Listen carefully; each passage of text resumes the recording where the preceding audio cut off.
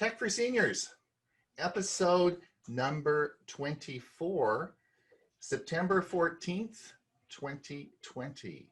Wow, 24 episodes. Hewie, are you around? Say hello to I everybody. certainly am. I'm very much around. Rounder than I want to be. Bob, how's things Well, in New Mexico? it's finally starting to warm up again. It was very cold last week.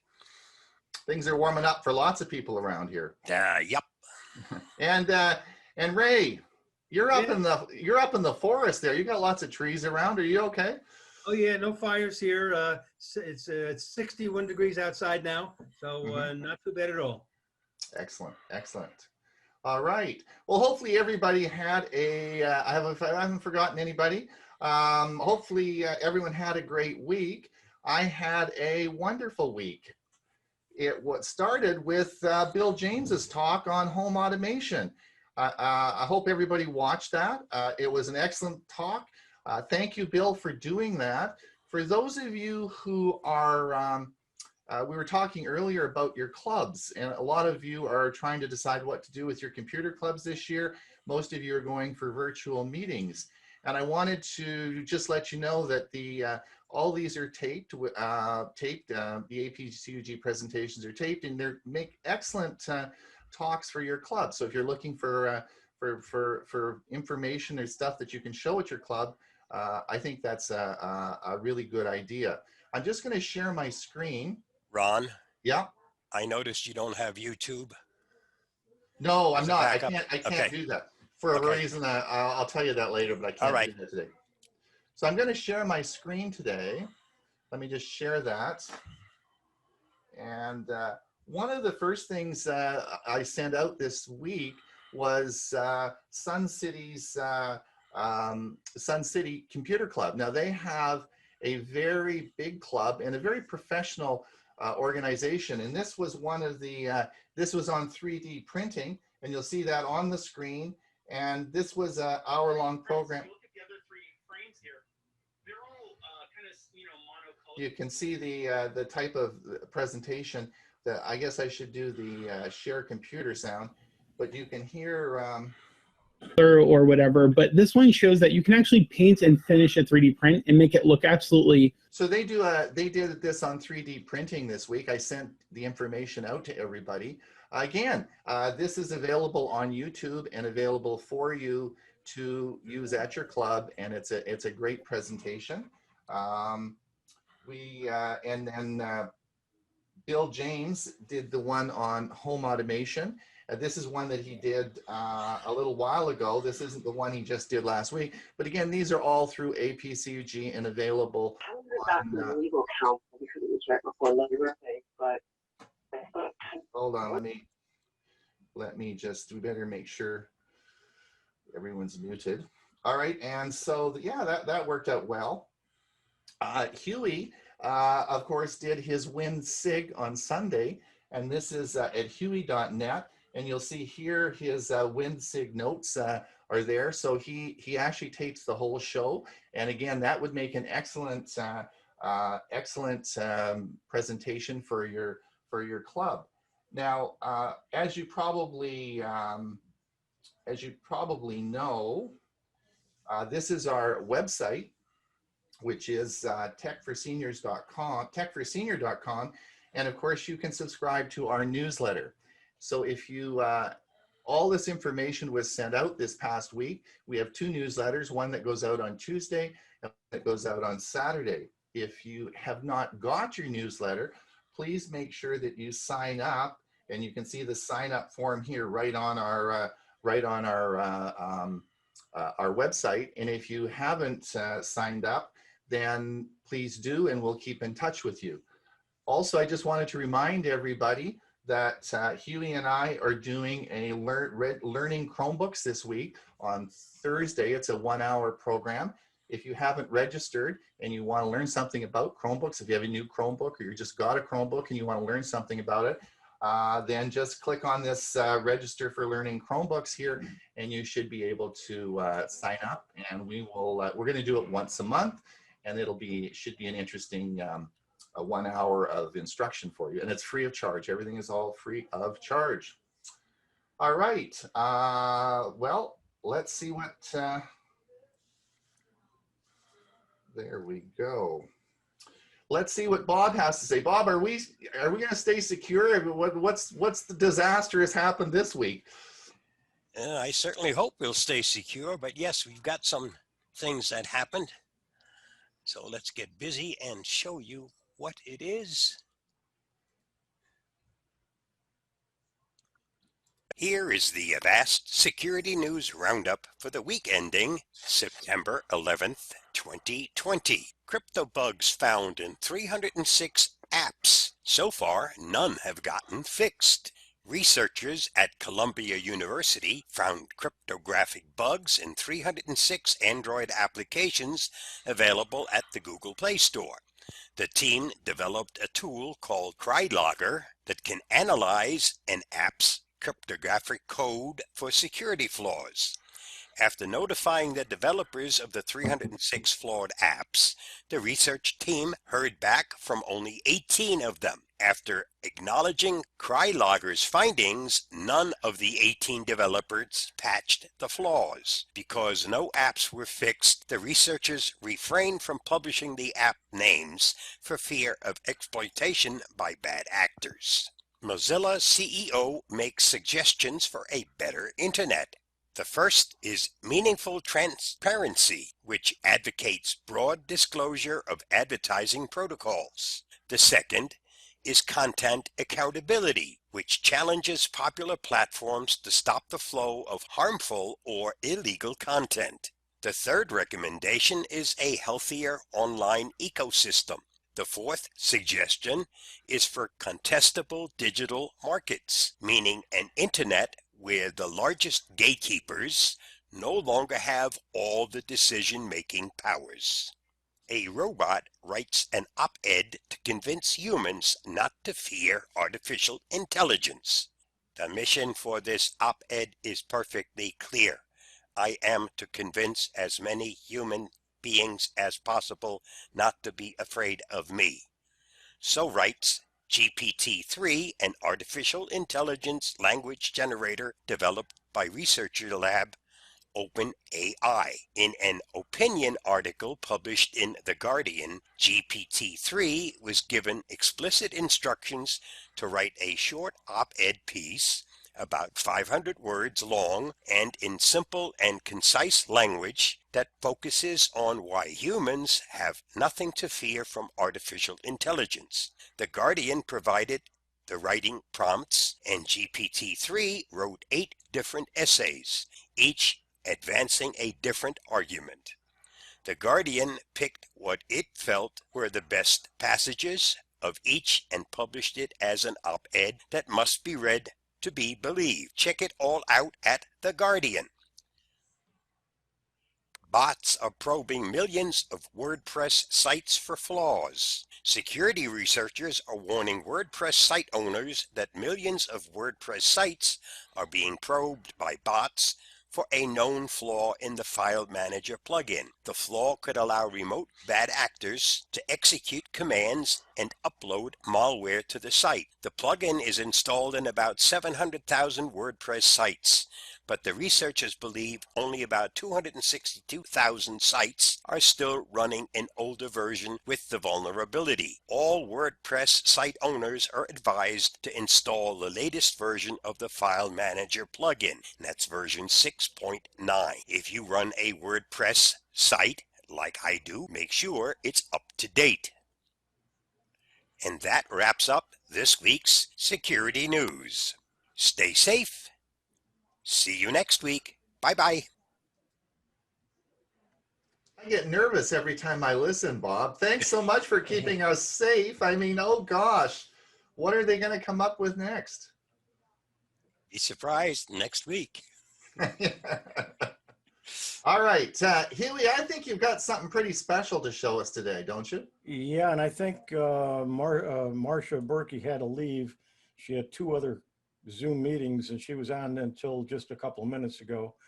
I'm not sure if she's still on or not, but I don't believe she is. But I want to show you a video that she made about something you can do if you are doing presentations using Zoom. Let me make sure that I've got the sound working. I need to. This is really cool. This is really cool. I think Yeah, this is so it goes quick, so kind of pay attention. okay.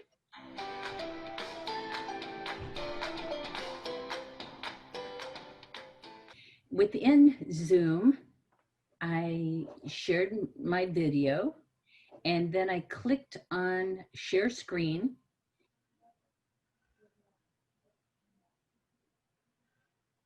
And at the top, here's basic, this is what we normally see.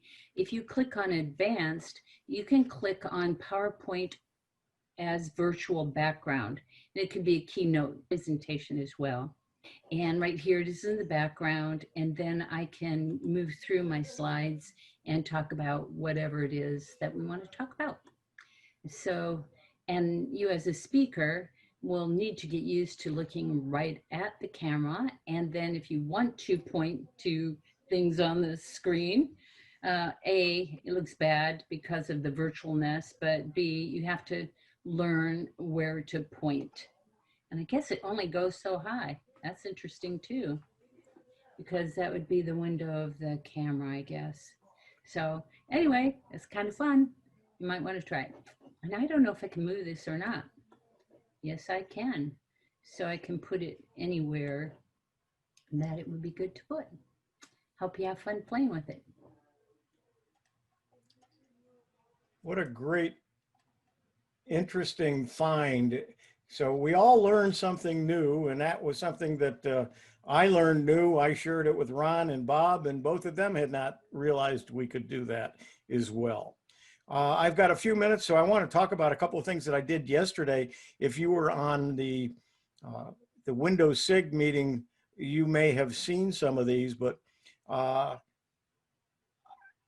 found an article, and we'll have a link to the article in the show notes on YouTube. But one of them is merging images, and you can do it online. And because I'm going to show you what I mean, I'm going to choose the first file. And let's take this file, this picture, and then I'm going to choose a second image. This is online at a location. So I'm going to take this one and say open. So now it's picked that picture. This is at Pine Tools, and it's merging images online. How do you want to position them? You're going to have them vertically or horizontally. I want it to be horizontal. How do you want to adjust the size of the images? You can say do not adjust, magnify the smallest, make it bigger, or reduce the biggest to the smallest, or crop the biggest. I don't like the cropping because it cuts out some things and you may not have the choice of it. So what I'm going to say is reduce the biggest, and then you can put a border around it. I'm going to say I want a border, and I want to make it fairly thick just so you can see it. And I'm going to choose a color. We'll choose a nice red right up there in the corner. And so I am going to say, okay, I click merge. And that's what the picture is. I can say, do I want it in a PNG, a PNG, a JPEG, or WEBP? I'll say a JPEG. I click it, it downloads it. I open up the downloaded image, and there it is. Now, why would you want to do something like this? Well, let's say you've got two pictures you want side by side. You want to put it on Facebook, or you want to send it to somebody. This is a nice way to do it, where you have a before and after, or two pictures of a certain event. It makes for a nice thing, a nice photo. Now, let's try one other of these types of websites. This one's called Combine Two Pictures into One Online. And I want to make sure my timing is right. Let me know if I'm getting close. Okay, I'm going to take the first image. We're going to do the same thing. No, let's try a different picture. I'm going to take myself and open that, and my brother, and we'll do another one when we were teenagers. And that's here. And I'll open that. And again, horizontal. Yes, we want it horizontal. We're going to have the smaller picture adapt to the larger. No, we're going to do size the, let's see, on larger picture adapts to the smaller.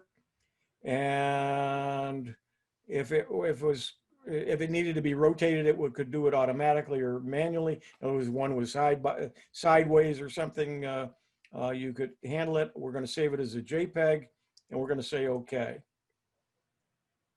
Now let's download that processed image because we're going to use it. And there it is. And there's my brother and I, about 10 years difference in age at that time. We're 5 years apart, but the pictures are about 10 years difference in time. So, so that's one thing that you can do with it. And you can only do 2 pictures at a time. But if you want to do 3, what they suggest you do is you choose, you save the one file and open that as 1, and then choose the second file, another one, and we're going to choose that one. We're going to do the same thing on the smaller pictures, but because, and you'll notice my brother is on the other side on this picture. So we're going to say, we're going to mirror the reflection on the second one, and we're going to say yes, horizontally. And now we're going to say okay. And now we're going to download the processed image and open it up. And there we are in the same picture. Now, what I want to show you here is right here. Notice the stop sign is because I mirror imaged it. So most people wouldn't notice that. But to make it consistent, I want my brother and I, my brother and I, and my brother and I, as opposed to being on the third one, or the way the picture was taken, I was on the one side, the other side of him. This way they're together. So anyway, that's all done online. You saw how quick it was. I did it live. And we'll have the links to those. And we're back to see if there's any questions before we turn it back to you, or I just had one comment. Chris Gould taught me a brilliant way of doing it as well, and it was in a spreadsheet. So you can open 2 cells up in a spreadsheet. You can put a picture in the first cell, and you can put a picture in the second cell, and you can adjust it and make it totally formats the picture depending how big the cell you make it, and it works great. Yeah, and this is, you saw how fast and easy it is, and it's right online. It's free. You don't have to install anything on your computer, so you can do it from any of your devices. Yeah. Hewie, can you take a regular photograph and make it into high def through this computer stuff? You can't make a picture better than what it is. There are some tools that do it. I've not played with them in years. So usually you want the highest quality photo to play with, and you can always make it less, but making it bigger or making it better, there are some tools within a lot of the paint programs and photo editing programs that sharpen it. You can adjust colors, and you can make a lot of adjustments to it, but the answer to that is maybe. So I've written a book, and the editor says I need to get these photographs into high def. How do I do that? Chris Gould says she uses Snagit, and she uses it to increase the resolution. So it is possible to do that. Yeah, it may not be as clear, and it may not, for a book, it may not be as crisp as they might like. I don't know. You'll have to play around with it. It may or may not work. Depends on how big it is. One of the InPixio Thank you. tools also will increase your definition. Yeah, InPixio does have one, and I use a couple of their programs to remove backgrounds and so on. So it may or may not help. Again, each picture is different, and sometimes it works, sometimes it doesn't. We're running out of time. Just hold on. We got to move. I'm sorry, guys. We'll do the questions at the end if we have time. We got to keep moving on here. Hewie, will you put that link in the show notes or in the chat? I sent you an email this morning with the links to those. Okay, so they'll be in there. Great. All right. Yep. Sorry, fellas. We got to move on. We're going to we'll be over time here. All right, so let me share thank you, Hewie. Thanks for doing that. That was really interesting. And I'm going to try that presentation on Zoom. I think that is so cool. Let me share my screen now. And we just want to come over here and get great. All right, so today I wanted to talk about two things. First of all was sponsoring people who create content.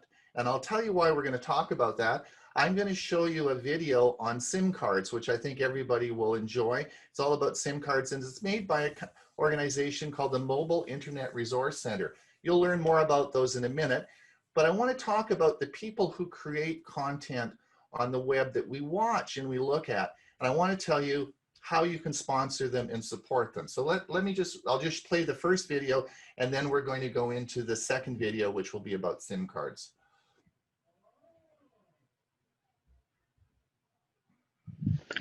Today we are going to watch a video on SIM cards produced by the Mobile Internet Resource Center.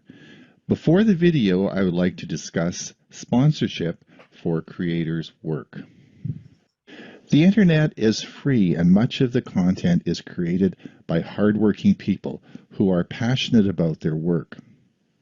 Let me tell you who and why I support.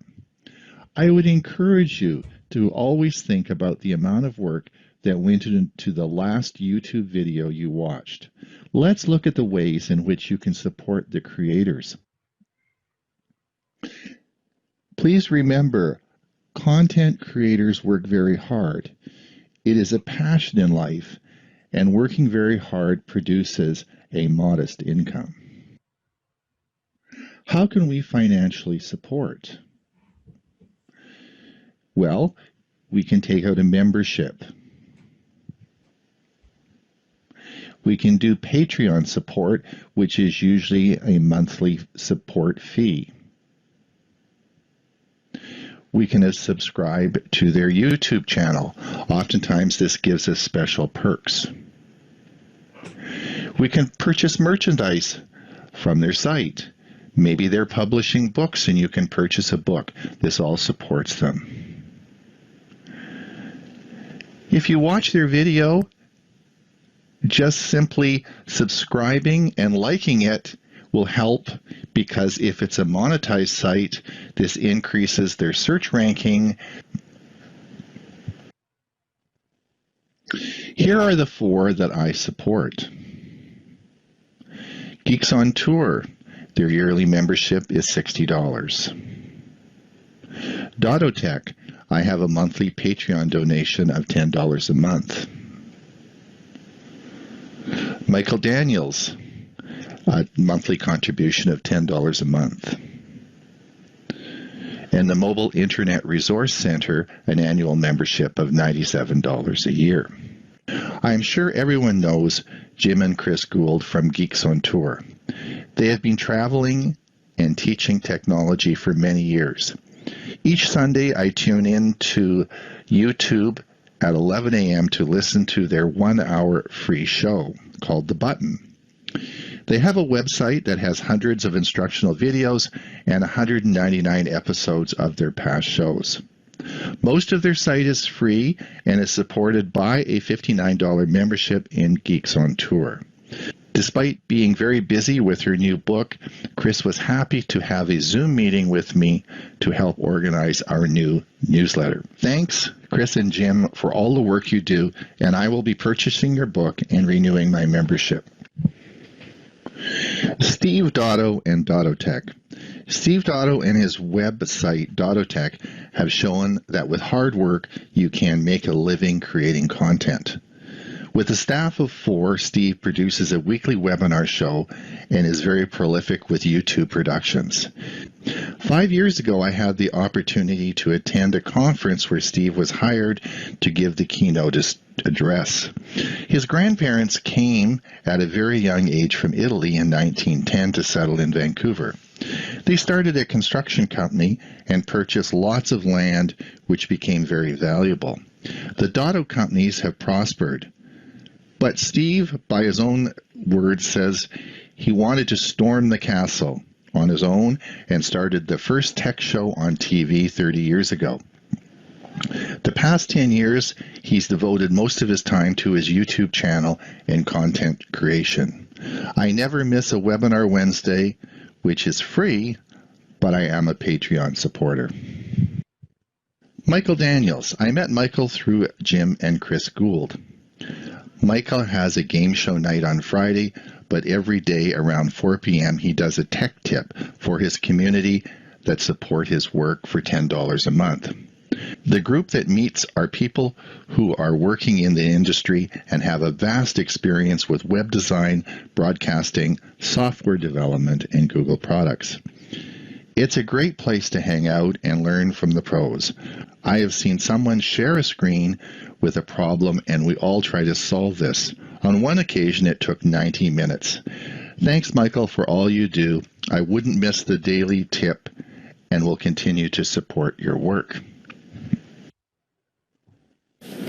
Now, the Mobile Internet Resource Center. Cherie and Chris are bringing you this video today. They produce weekly content on mobile internet resources and have an extensive testing program to evaluate products. Their work is free on YouTube, so everyone benefits from the yearly membership in the Mobile Internet Resource Center. I am sure you will find this video very interesting, but I want you to think about the time and effort that went into making this free video, which everyone can watch on YouTube.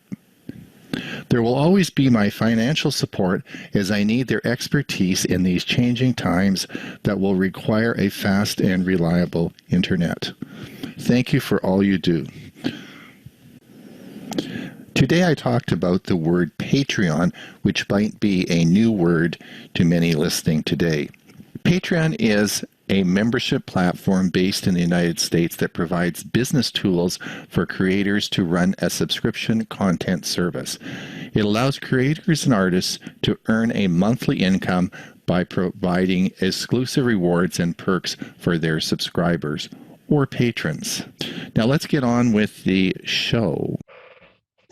All right, so let's watch the video, and we will see. But when you watch this, I want you to just imagine the work that went into this. I mean, in creating that last video was a lot of work. Imagine creating this video, and they do this every week. Bob, you've got some more information for us today. Unmute yourself. Creating a desktop shortcut to lock your desktop.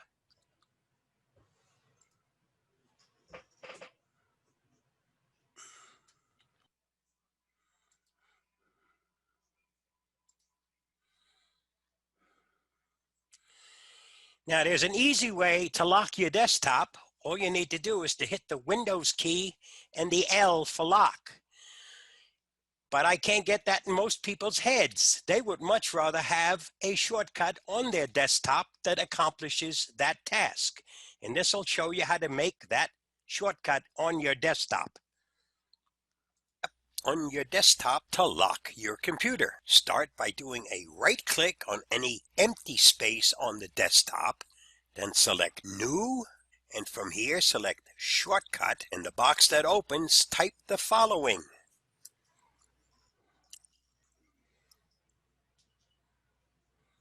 Once you've typed that in here, hit Next and give this thing a name, like Lock Screen. It always helps to spell it correctly. Click Finish, and we now have an icon on your desktop that says Lock Screen.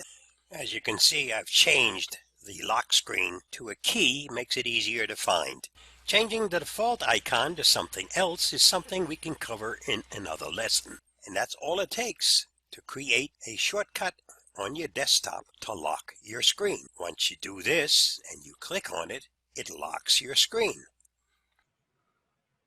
Lock, and that's what you'll be presented with in order to unlock your screen. To unlock your screen is the same as what you have to use when you first start your computer. A password, a fingerprint, your picture, whatever you've set up to unlock your screen when you first open it, that's also what you use to unlock your screen if you have clicked on that lock my screen. The reason for locking your screen is very, very simple. You don't want your grandkids to come in, you're in the middle of working on something, and now all of a sudden they totally screw up everything you're working on. If the screen is locked, the only one that's going to unlock it is you. They can do all they want, but they won't get into your work. And when you unlock it, you'll go back exactly to the same spot where you were when you first locked it. And that's it for me on this one. Bob, in the yesterday's Windows SIG, I showed exactly what you just showed, but instead of locking your screen, how to set up a button on your screen to do a shutdown. I have that. Yeah, I have that also, but you already have the video on it, and you'll be showing that today, right? Not today, but the recording will be up on the Windows SIG YouTube channel, and they'll be able to find it there.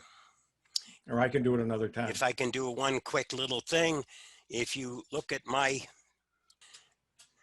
move this out of the way, and you'll notice down here in the corner, I have a shortcut to restart Windows. There's also a shortcut to shut down Windows. And yes, there's a difference between shutting it down and doing a restart. And we can discuss that some other day. Back to you. Are you going to talk about Skybox? I can do that. Why don't you run that video on Skybox? This is interesting. Okay. This came out in our newsletter about a week ago, and it's a new concept. And I thought, and Bob picked up on it right away, and he did a video on this, and it's quite interesting. I want you to listen to this. Skybox. Skybox, something brand new, something that's just received its FCC approval, something we can be looking forward to in the near future. We're heading toward a future where 5G wireless broadband will permanently replace cable and fiber-based fixed internet. The all-in-one solution for fixed wireless internet will be Skybox. Skybox is a powerful application-based platform that runs TV, games, connected homes, business, IoT, and more using your wireless data plan. Most of us have limited choices when it comes to bringing the internet into our homes and business. We typically engage with cable and landline telecommunications companies as our broadband and pay TV service providers. But these companies often make us feel trapped. Many of us pay twice for access to the cloud, once for our fixed internet service and again for our mobile data services. That's a lot of money going out of the door. The Skybox ecosystem is a smart and powerful 5G application platform for home and business that brings wireless high-speed internet and all of your favorite applications into a single customer experience, and all under one data plan. This unique combination of robust hardware, software, user experience, and management components enhances the carrier's repertoire of voice and data services. The Skybox Hub is a 4G, 5G communications and application device that can sit in the living room, home office, or business. It delivers high-performance broadband data via your wireless carrier rather than from a traditional cable TV service or fixed-line internet service provider. Skybox Live is a subscription service tied to your wireless data plan that allows the Skybox platform to work seamlessly with your mobile service provider. It provides an integral voice-activated customer experience for all the critical app categories, such as popular on-demand video services, gaming, home automation, shopping, and social media for consumers, and productivity apps, notifications, security, advertising support, and digital signage solutions for business. Skybox Live is highly customizable and includes upgrades, support, personalization, account management functions, software updates, customer service, network usage and analytics, and exclusive content and more. If you're looking for more information, sign up. You'll be one of the first to be notified when this is available. You'll also find out when it comes to your area. Thanks, Bob. I think it's going to be really an interesting product when it's available, eh? I think you and I will be 1 and 2. Yeah, I think so. Hewie will probably try to beat both of us or all 3 of us. Yeah, I know, but I'm going to sign up before he does. He's always ahead of me. I'm already signed up. I'm just waiting for notification. Ray, what have you got for us today?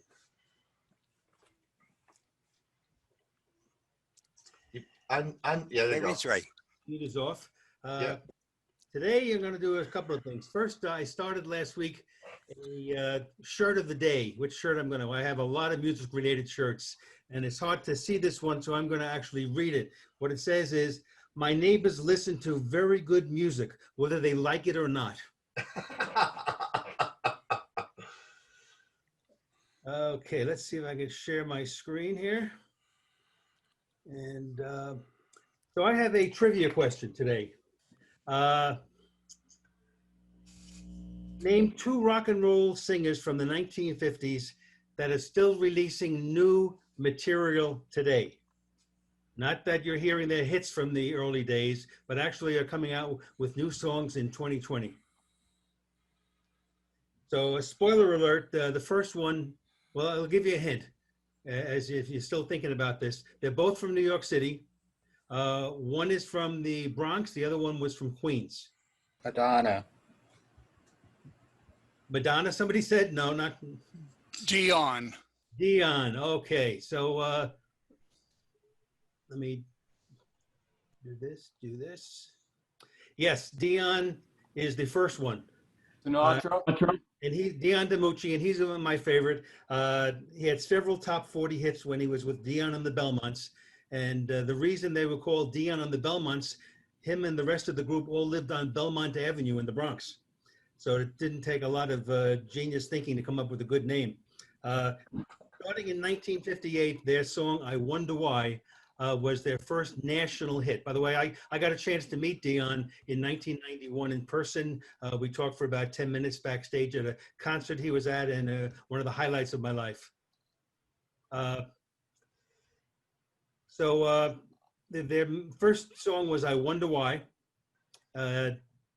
And this went all the way up to I'm thinking it was a top 40 hit. And the point is, it was considered the first classic white doo-wop song, a song by a white doo-wop group that actually made the top charts. And then he switched labels, and in the early 1960s, he had hits like Run Around Sue, The Wanderer, Donna the Prima Donna. All of these records, though, just show his name on them. But actually, there was a group behind him, and it was not the Belmonts. It was a group called the Del Satins, another New York City group. And then capping out the 1960s, in 1968, he really changed gears and had a top 4 hit with Abraham, Martin, and John. The second artist, believe it or not, is going to be Paul Simon. And you're going to say, wait a minute, Simon and Garfunkel were only popular in the 60s. That's true. But in 1957, they were known as Tom and Jerry. They had a song called Hey Schoolgirl, and that was their hit that ran up to number 49. Paul Simon continued to record in that era as he used different names like Jerry Landis and Tico and the Triumphs, but never had a hit, and went back to non-musical efforts until he re-teamed up with his elementary school best friend, and the rest is history with Simon and Garfunkel. But I'm talking about these two guys because Dion, who now is 81 years old, he turned 81 in July, and Paul Simon is 78, and these two guys are still releasing new music. So earlier this year, Dion released a brand new CD, a forward written by Bob Dylan. And as you can see from the screen, all of these some of the major stars sharing the limelight with him. And this is called Blues with Friends. So this isn't old rock and roll. This is almost all new songs in a blues flavor. And I love it. I think it's great. And this is what it looked like. And if you're a Prime member, you can listen to all of these songs for free on Amazon Prime. So he teamed up with, Dion teamed up with Paul Simon. They did a song called Song for Sam Cooke. And I'm going to play that YouTube video for you now.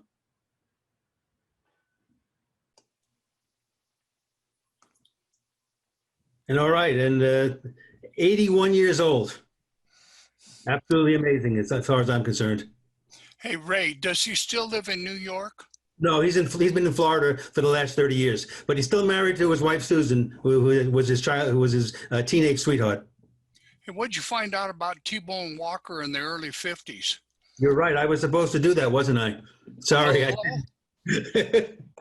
Anyway, good job. Thank you. Another week has gone by. Another hour has gone by. It's time. I want to thank Chris and Jim Gould for dropping by. That's great. Thanks so much. Good luck with your book. Bob, are you going to be around next week? Certainly will be. Support, Ron. And Hewie, how are you? You're going to be around next week? Yeah. I guess and I'm going to try to talk a little bit more, and I got to speak today. I guess we got a show to do. I guess we got a program or Chromebook thing to do on Thursday, eh? Yeah, and they have to sign up for it.